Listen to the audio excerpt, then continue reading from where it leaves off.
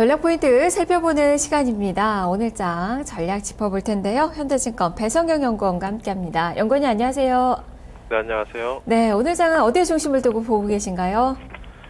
예, 역시 어제 외국인들이 5천억의 대규모 순매도를 보였었는데요. 역시 최근 유가 하락이 장기화될 조짐을 보이면서 러시아 증시가 11월 이후 약 40%의 급락세를 보이고 있습니다. 더불어서 루블화 역시 계속적인 가치 폭락이 이어지고 있는 상황인데요.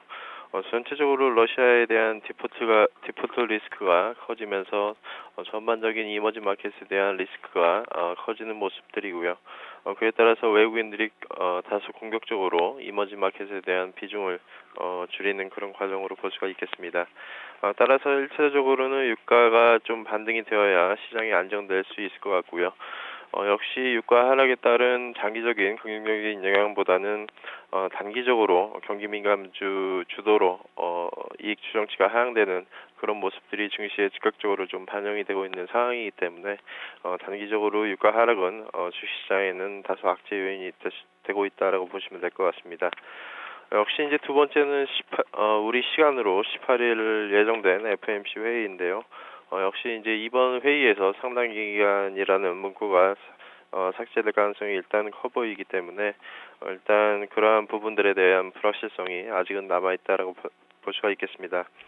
다만 최근 크루그먼 등 일부에서 추가적인 금리 인하의 그런 리스크를 제기하고 있는 상황인데요. 그에 따라서 내년도 미 연준의 금리 인상이 다소 힘들 것이다라는 그런 의견들이 제시가 되고 있기 때문에 일단 이번 회의에서는 연준에서 어느 정도 비둘기파적인 스탠스를 계속적으로 좀 이어질 가능성도 있다라고 판단하고 있습니다.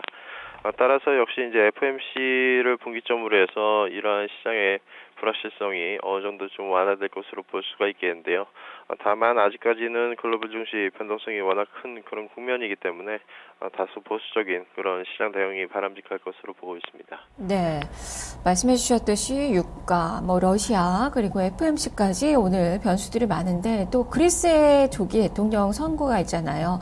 이 부분도 그리스발 유로존 위기로 좀 전염될 가능성을 좀 봐야 되는 건지 그 부분에 대해서도 간략하게 코멘트 들려주시죠. 예, 역시 그리스의 조기 구제금융 졸업이 좀 실패가 되면서 전체적으로 유럽 증시 역시 변동성이 큰 상황인데요. 어제 다행히도 유럽 증시는 독일 증시를 중심으로 해서 일차적인 기술적인 반등에는 성공했습니다. 다만 유럽장 마감 이후에 미국 증시에 다시 변동성이 커졌기 때문에 오늘 시장 역시도 유럽 시장은 다소 변동성이 큰 그런 모습들을 보일 가능성이 남아있는 상황이고요. 다행스러운 부분들은 어제 국제유가가 그래도 반등을 주면서 어느 정도 투자 심리에는 좀 안정이 될 수 있는 부분들이 남아있고요. 역시 유로존 정상회담이 또 18일날 예정되었기 때문에 이러한 회담을 통해서 어느 정도 유로존 부양책에 대한 기대가 다시 부각된다 그러면 유로존도 차츰 안정을 찾지 않을까 그렇게 기대해 볼 수가 있겠습니다. 네, 오늘 대통령 선거가 좀 주목할 이벤트인데요. 일단 3분의 2 득표에는 좀 실패하면서 내년 초까지 이런 모습 좀 이어질 가능성이 좀 있는데 주식시장에서 어떻게 좀 반응을 할지 좀 봐야 될 것 같고요. 자, 그렇다면 이러한 변수들 다 종합을 해본다면 오늘 투자 전략은 어떻게 세워봐야 되겠습니까? 예, 전체적으로 역시 이제 단기적으로 수급 요인에 따라서 지수의 변동성이 커지고 있는 상황이기 때문에 외국인의 매도 규모가 어느 정도 오늘 또 출회될지가 단기적인 관심이 될 것 같고요. 이에 상응한 기관 투자자, 즉 연기금을 중심으로 한 기관 투자자의 지수 방어 의지도 좀 더 확인할 필요가 있겠습니다. 전체적으로는 시장 리스크가 상당히 좀 확대된 상황이고요. 12월 말로 접어들면서 역시 4분기 실적에 대한 그런 우려들이 좀 더 이어질 수는 있기 때문에 전반적인 시장 대응은 다소 기대 수익률을 낮추고 보수적인 대응이 아직까지는 유리하다라고 볼 수가 있겠고요.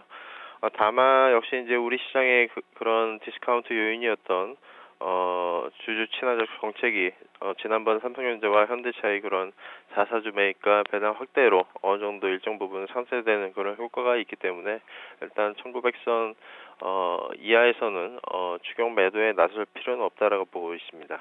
네, 알겠습니다. 말씀 잘 들었습니다. 네, 감사합니다. 네, 지금까지 현대증권 배성영 연구원과 함께 오늘 장에 대한 전략을 살펴봤습니다. 자, 이어서 포트폴리오 전략을 알아보겠습니다.